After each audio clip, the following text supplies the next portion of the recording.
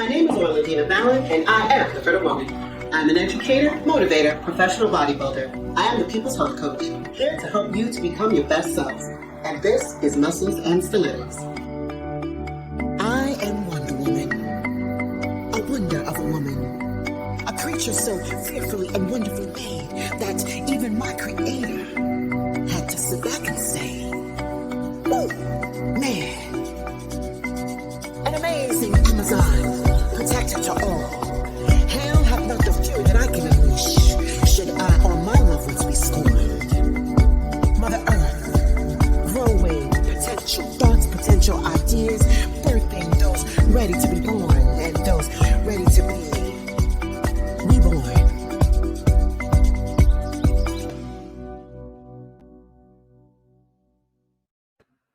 Hey Fit Fam, it's your girl Orlandina Balan, and welcome to another episode of Muscles and Stillettos. As we've said before, this season is all about reclaiming your dreams and speaking your truth. In order to be able to reclaim your dream and speak your truth, you have to know who you are. And in the process of becoming this new you, this evolved you have to be able to let go of the definition that you have of yourself. You know who you are, who you were, and be allowed to be broken down into your finest parts in order to be built up again, to be built up stronger. And even though in breaking down, I remember reading a poem where they speak about when we're putting ourselves together, there are these cracks. You know, if you put an object together that's been broken, when you put it together, you see all the little cracks. And sometimes we say, "Oh my God, look at the cracks. It's a blemish." No, it just shows that this is an object that was so loved that person took time to put it back together piece by piece, and that's you. And sometimes to have the assistance of a coach to help you put yourself back together is one of the best things you can have. I remember a time in my life where I thought I knew who I was. I thought I knew where I was going, and God thought otherwise. He broke me down to my finest parts. And it was blessed. I was so blessed to have people come into my life to help me put myself together again. And to have those coaches and mentors meant the world to me. I call them like little pearls, and they gave me shared pearls and tenets of wisdom. And so I wanted to invite my friend Marie Williams, who is also a fitness instructor. She's a coach in her own right. She is also a wedding officiant. She coaches her couples into having the most amazing wedding ceremony. And yesterday we were just talking about the coaches in our lives and how they're all maniacs. We always compare them, the maniac coaches that we have. And the crazy coaches that we have. They're nuts. And we always like, he's crazy. She's like, yeah, he's crazy. And then she said, what's crazier, the fact that they're crazy or the fact that we follow the craziness? I'm like, I'm going to leave it on them. I'm going to just say, I'm going to blame it on the coaches.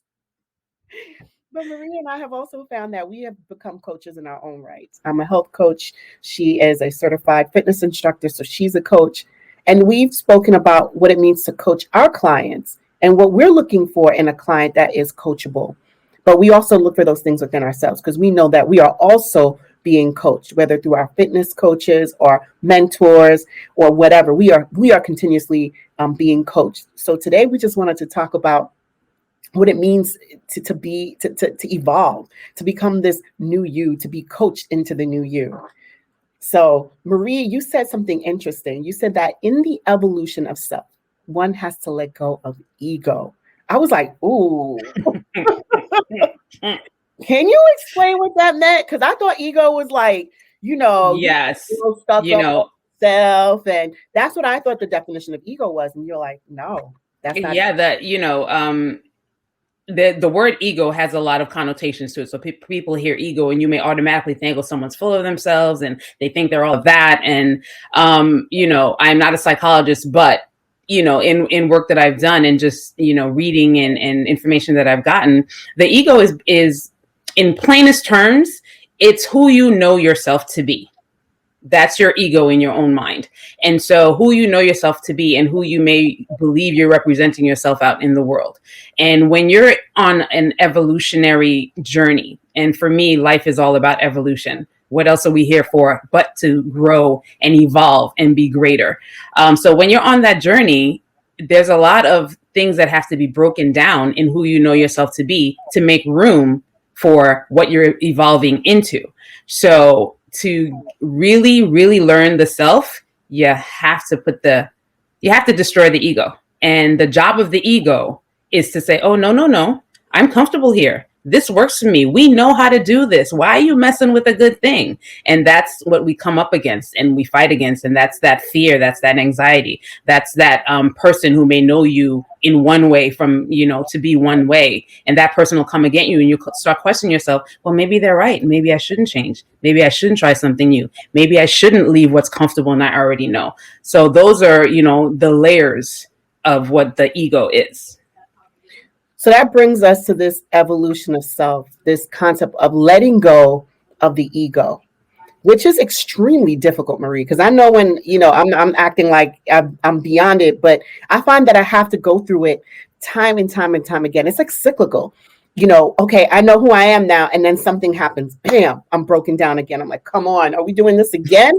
Like, really, God, what more? But it just finds every time I think I got it now, God is like, yeah, no, let's come back. I mean, what I've learned is, again, through my own experience. And like I said, the work of life is the work of evolution. The moment that you're stagnant and you stop learning or stop growing or stop expanding yourself, then, your life stays on one level. And that's not what we're here to do. We're here to fulfill and evolve and to, find a purpose. And once you find your purpose, then the journey of the purpose is consistently evolving. So yeah, the layers never, I've done a lot of self-development work and a lot of work with mentors and coaches, not only in fitness, but just as a human being living on this planet, interacting with other human beings. It's always good to have a mentor and someone to help you out. And one person put it best. It's like, the layers of the onion, you never stop peeling them back. You just keep peeling. And every time you think you got into okay, this is it. I got it. I'm good. I know who I am. I know how this works. Something else comes up against it to get to another layer of that onion that you have to peel back. So that is the job of life. It really is. And it's amazing because, like you said, it's this constant peeling and this constant, unraveling. And it's a very uncomfortable place to be. It's extremely uncomfortable, this unraveling, because one of the things we said that in this evolution of self, there has to be a death of the former self. And that's not easy. To let that self go, to let the old self die is extremely difficult. And to allow somebody to come into your space to help kill it. Look, I want to kill the old self and I want you to help me along. Because we were saying that, sometimes our coaches will push us into a place where we're just like shivering in a corner. I know sometimes after I'm like, oh my God, because it's just so uncomfortable, whether it be physically or mentally or emotionally, this coach appears to push you in these directions where you are so uncomfortable. I mean, I've shared with you often one of my favorite quotes ever. And I can't remember, I don't know who it originated from. And I don't even remember how long ago that I had heard it, but it just rang and stayed with me all this time is before every creation, there must be destruction. Before every creation, there must be destruction. And if you think of that, what is creation? If you're a mother out there, that time in the labor room, I haven't had children of my own, but I've been in the room several times with family and friends. That struggle of labor, that creation, the destruction that goes on with it and breaking down the body for you to give birth to something. In nature, when something's bursting through the ground, you plant that seed, it's in the dark, but it's fermenting, it's growing. When it bursts through the ground, there's a destruction that happens. When fires happen, it clears out the field. The fire destroys everything. But from that fire, what is rebirth but new earth? So that saying, we've joked about it often too, that I see the gym as kind of like the life university. Because the things that you go through in the gym, the breaking down of the body, the breaking down of the mind, the moment you get comfortable in an exercise or a muscle or a body part is strong enough, so it's comfortable doing the reps. What does a good coach do? Well, we got to up the reps or up the weight, one or the other. So that, so the constant breaking down and bringing it back up and breaking down and building it back up is really what it's about. And, when you find a good coach, whether it be in the gym or a life coach, a person in your job or field of expertise, a mentor, someone who's been down the road and, they've learned some things and they're passing it on. That person's role is really to show you the steps that are needed and show you the path to go. But in the very end, what has to happen? You're the one that has to walk that path. You're the one that has to break through those barriers. You're the one that has to deal with yourself and go through the fear and being uncomfortable and being the new guy on the team, to learn what you need to learn so that you can get to the next level. That brings us to the next point that we were speaking about. So we spoke about this evolution of you requires the death of the ego to birth the self, right? So you just said it, doing away with old habits so that you can create and establish new habits. It's very difficult. Yeah, it can be difficult, but it's only difficult if you're in an argument with reality. Because if you have a goal, you have a destination, and these are the steps that you have to take, any behavior, I was working with my group. I had a 28-day program for January with my my clients, and it was all about really looking at how you eat, the foods you eat, and how you prepare them. And, some of them struggled. They all ended up doing great, but some of them struggled, especially in the beginning I don't know what to eat and I don't know. And, and I had to remind them that everything is a habit that you learned. The way you cook is a habit. The foods that you go in the supermarket and you automatically get time after time is a habit. So all you have to do is to replace the old habit with a new habit. And all that needs is consistency. So anything that we're doing in life, we're doing it because that's what we know to do. But when you discover a new way and a new path, what does that open up for you? A whole new world of things and experiences and possibilities to be different, to be better, to grow. It doesn't mean that the old way was bad. It just means that this new way may serve you a lot more. And so in the end, what is the goal? If this will serve me towards my goal greater than the way that I was doing it before, why not? And the other thing is, if we have to do it, we have to be willing to do it. Like, we have to be willing to change those habits. We have to be willing to change our way of doing things. Absolutely. Doing the things that worked, but doing away with the things that didn't. As they say, to keep doing the same thing over and over again is insanity, especially if it doesn't work. So now that leads to the next point we were talking about: coaching versus coaxing. Coaching versus coaxing. What is the difference between being coached and being coaxed? And does a coach want to coach, or does a coach want to coax? Say that 3 times fast. Right. Say that 3 times fast. I laugh, and we're both laughing because, we talked about this a little bit the other day, is, the job of a coach, the job of a mentor is to guide you, is to support you, is to provide you with tools or lead you to where the tools are for you to do whatever it is that you're there to do. The job of the coach is not to pull you along and make you do it. And, they can hold you accountable, but they're not there to babysit you. The decision has to be made by you that I'm going to do this no matter what it takes. And again, just referring back to the fitness world, because I think that's just something that people, whether you're a gym rat or not, you can understand the parameters. Or if I tell you to do 10 reps, 10 bicep curls, and you only do 5, and then tomorrow I tell you to do 10 bicep curls and you only do 6. By Friday, when I expect you, okay, now we're going to do 15 bicep curls and you're struggling at number 7, I'm like, well, as a coach, I'm like, well, that doesn't seem to make sense, because if you had done what I told you to do, you should be at a certain point. Correct. So you have to be the one willing to do as you are told. But it's not the coach that's going to make you do the bicep curls. It's up to you. Your coach can coach you, meaning they'll set up everything that you need, make sure they'll give you the weights. They will get you to that place where you can do 15. But if you shortchange yourself, and this is something I tell my students, and this is something I tell my clients, when you shortchange or you don't do what we ask you to do, it's you that's going to get affected, not us. It's going to be you. I tell my students, if you think that cheating or not doing all of your homework assignment, not doing all the questions, you're getting one over, you're not getting over on anyone. It's you that's going to get affected, because as you said, now when it comes time for you to be able to perform, You can't do it because you didn't do the preparation.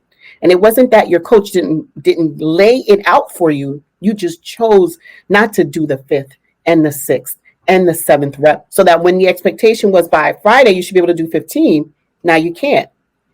And it's the funniest thing, if you've ever been in a group fitness, because you know me, I love my group fitness classes. But when you're in a group setting, human beings are so interesting, aren't they? Yes, they are. I find it hilarious when a grown adult who's, grown responsible adult, I'm sure in their everyday lives, probably has a family and work responsibilities and all kinds of other things, are hiding in a corner trying to make sure that the instructor doesn't see that, okay, I'm not going to do this last rep, or I'm going to cheat this one, or, everyone, hold a plank or something, and they're just going to sit there. I'm just going to rest. Oh, he's looking again. Okay, now it's like, are we in kindergarten or are we adults? It's hilarious to me because, as you said, at the end of the day, only person that you're hurting really is yourself. So who are you really hiding out on? And by the way, as instructors, we know that you're doing that. Just so you know, if you think that we don't know that you're in the back in the corner, not doing all the reps or hiding or cheating, we know. We can see everything from the front of the room. The eyes in the back of our head. So now that we're speaking about we've laid out why having a good coach and why you need to be coachable, let's talk about what are the characteristics of a good coach. So what are the characteristics of a good coach? For me, the number one thing for a good coach, and I don't want to just leave this in the fitness realm, because, a coach, a mentor, someone that you have in your life, whether they're hired someone or it could be someone that you know personally, a family, an elder or something like that. But that person has mastered something, has mastered the thing that you're seeking their advice or their influence on. They've put in the time or the energy, whether it's a certification that they've gone, multiple certifications or trainings that they've gone to have, or life experiences that they have, but they've gone through a journey of their own. And so they have reached a point where they understand this particular topic at a level where they can now provide you with something. And I think that's important, to really have someone that has taken the time and the energy and the effort, because it does take time and energy and effort to master something. That's not a, fly by night thing. It's not a hobby. I have a passion for this. That mentor or coach, they have a passion for it. It is who they are. So for me, that's one of the most important elements about it, is that, this is really an extension of who you are. And coach, mentor, master is just a label, but this is actually who you are. I'm going to add to that, a good listener. A good coach is a good listener. A good coach is able to listen for whatever goals you have established for yourselves. But a good coach also listens for the unspoken. Because we'll say, hey, I want to lose 10 pounds, but you may not know. I'm not going to say you don't know what you want, but there's more to it than that. I want to lose 10 pounds because I want to be able to move around with my children. I want to lose 10 pounds because I want to be as active as I once was. But when you first come to the coach, you say, I just want to lose 10 pounds. But a good coach will ask questions and they will listen. And they'll listen for the things that you say, and they'll listen for the things that you don't say. And that's through conversation. So if you come to a coach and they're not asking you a lot of questions, you got to think about that. You really do have to. I have a perfect example of that, So I'm also a wedding officiant. And as a wedding officiant, what I do with my couples is I meet my couples and I get to know them. And the only way you get to know people is by asking questions and speaking to them. So I need to know who you are. I need to know about how you met, your love story, why you decided to get married. So last month, I did a wedding for a couple who they were planning they have a big family. They were planning a huge wedding ceremony. But of course, we all know last year with COVID, weddings got canceled, venues closed, and all these different things. So long story short, they got to the point where their marriage license from the state was about to expire. So they needed to have this wedding. So I met with the bride and, we're talking about, it's like, we really need to do this. We only have, basically they had 2 weeks left before the expiration. And she, it's just going to be small. We can't invite all the people that we want to invite. So we're just going to have a small thing at the house. And her words were saying, it's going to be small. It's just going to be us. Just, want the legalities done of, yes, I do. And we're officially married. But in listening to her and learning about her family and learning about how they met, I knew that that wasn't the wedding that she wanted. And so I said to her, you know, this is not just another day. This is not just we're doing the legalities to make you married. This is your wedding day and it gets to be special. And she's like, yes, I know. And I took her hand and I said, no, this is your wedding day. Whether it's the two of you there or your hundreds and hundreds of family members, this is your special day and it gets to be special and it will forever be special. And in that moment, when it registered that I got that for her, you know, she teared up and it was a moment of like, yeah, I really do want it to be special and I don't want it to just be another day.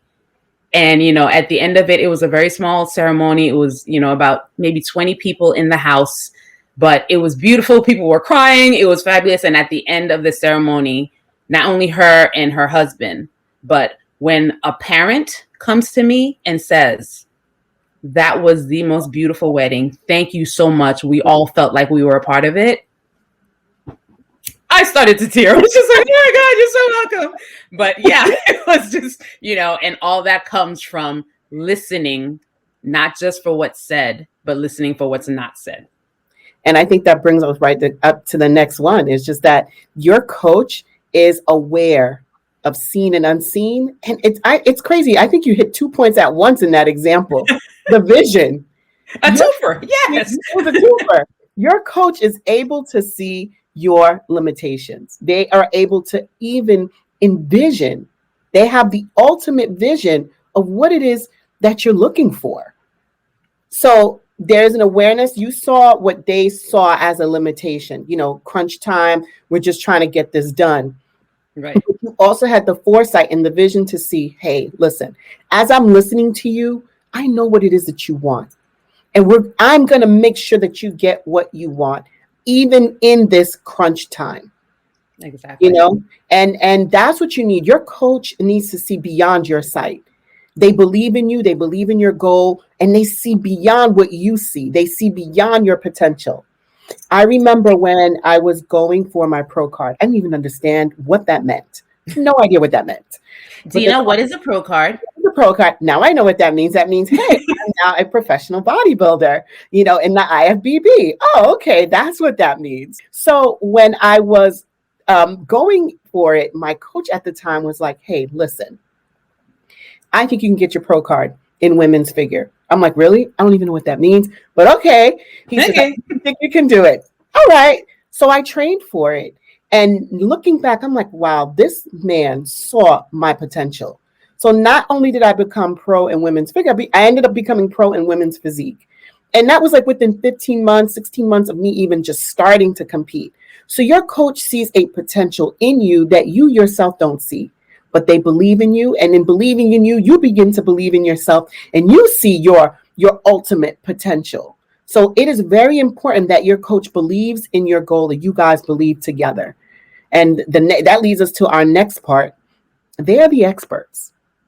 So after you sat down and laid out your plan, and they sat down and laid out their plan, you need to just follow the plan. They are the experts. Ain't nobody got time for your whining and your boo-hooing, because do what you are told.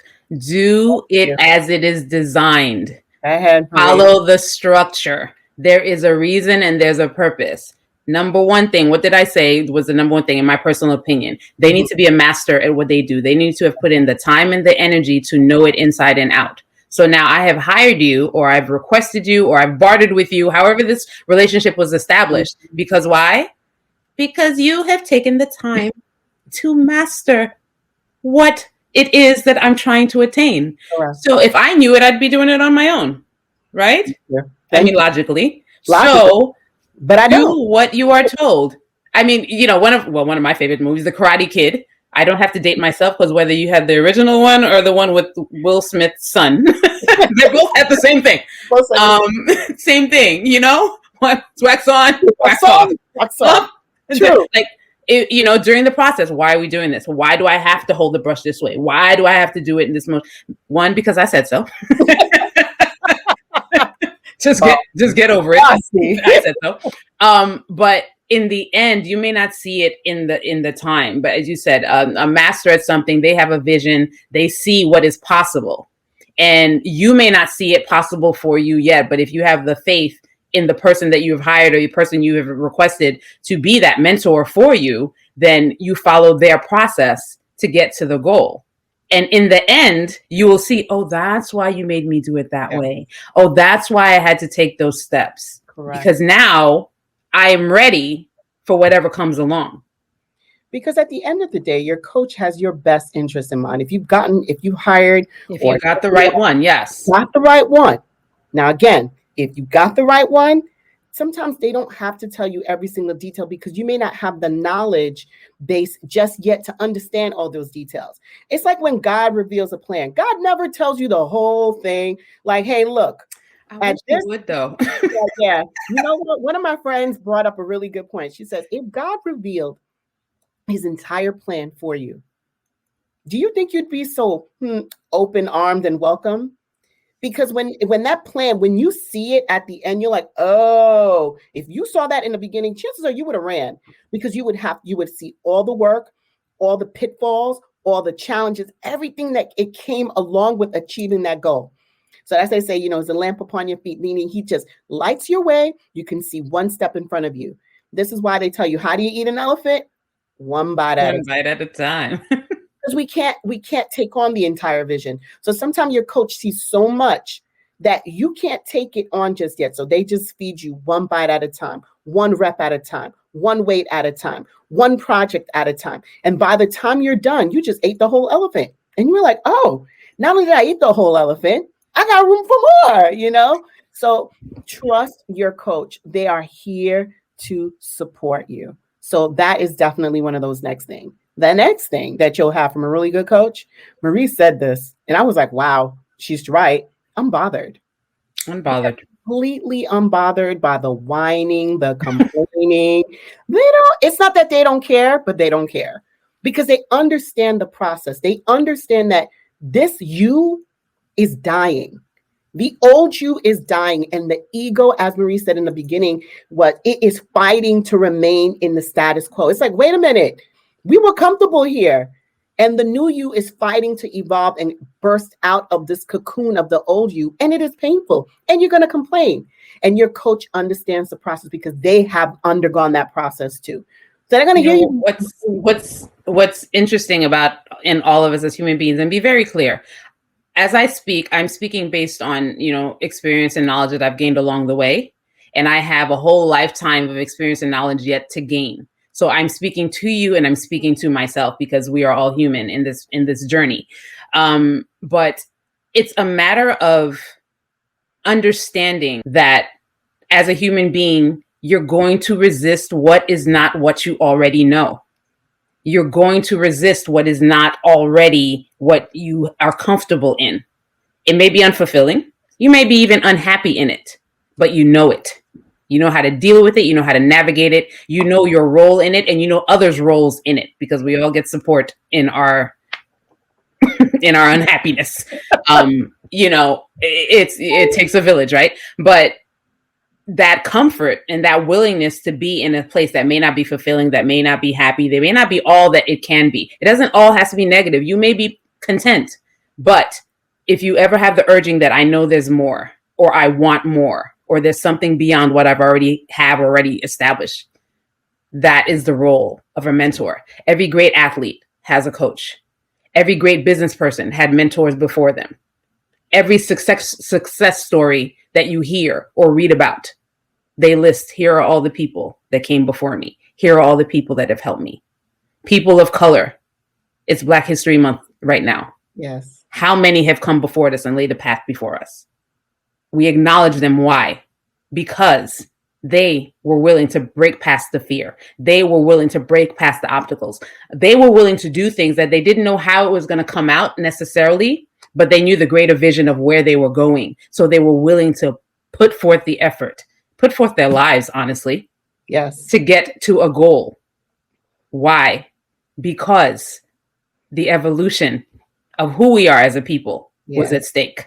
Yes. So whether it's lose 5 pounds or change the world, what is at stake has to be the focus and has to be the thing that reminds you when you're going through the struggle, when the ego is dying, when Yes. you say, no, I can't do it. That is what the greater purpose is. And that's what you're striving for. And a mentor and a coach, they're just there to remind you of that. And you know what? That leads us to our final point as to the characteristics of a good coach. You should always move as your coach is watching you. Move as if the coach is always watching you. And I love the analogy that you brought up in terms of Black History Month, because if you look at it, we move as if our ancestors are watching us because we want to honor them. They are watching us because we honor them in everything that we do. I remember growing up, my parents would always say, when we send you out into the world, you represent us, right? Because we're both Haitian. So we grew up in that Haitian house. So when you on the street, you represent us. Listen, as a child, I was clear that my mother knew every Haitian that lived in New York City, because it didn't matter where. If I went to the store after school to get some now later and got home 5 minutes late, she'd be like, "Oh, sister so-and-so said she saw you. How did she see me? I went, it was fun." Okay. It doesn't matter. It was like that. It was the network of people that are in the neighborhood, in your community. Everybody's watching out for you. And I remember I was away at college, Washington, D.C. I'm taking the bus, walking to my bus stop. I get on, and this was public bus, and I get on the bus, and the bus driver looks at me. He says, I saw you walking to class this morning because, you take the route going, coming back. And he said, one thing that I always say, and when I look at you, you are a proud young woman. He said, you always walk with your head held high. He says, I know your parents are proud of you. And I was so honored by that, because this is a stranger. I don't know this man. Right. I just know him from taking the bus around the same time. But, for him to see that, I was like, wow. And I said to him, my parents have always said that. Remember, you represent us. So if you are always moving as if your coach and your mentor are always watching you, it's not to say that, it's not a sense of pressure in a negative sense, like, hey, we're watching you. But what it begins to do is it begins to make you accountable for your actions, because you become that coach's voice. You learn your coach's voice, and now you begin to take on that coach's voice in your mind. So when you begin to see yourself straying off path, you hear your coach's voice that has somehow become your voice. So always move as if your coach is watching you. That little voice in your head we all have little voices in our heads.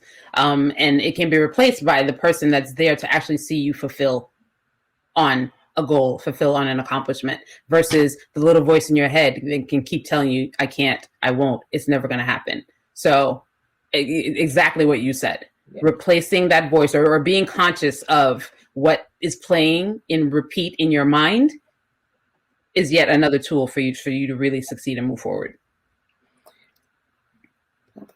All right, so fam, we'll be right back after these commercial breaks, right back to talking about what it means to be coachable, and what are the characteristics of a good coach. Because again, this season is all about reclaiming your dreams and speaking your truth and being coached into a new you.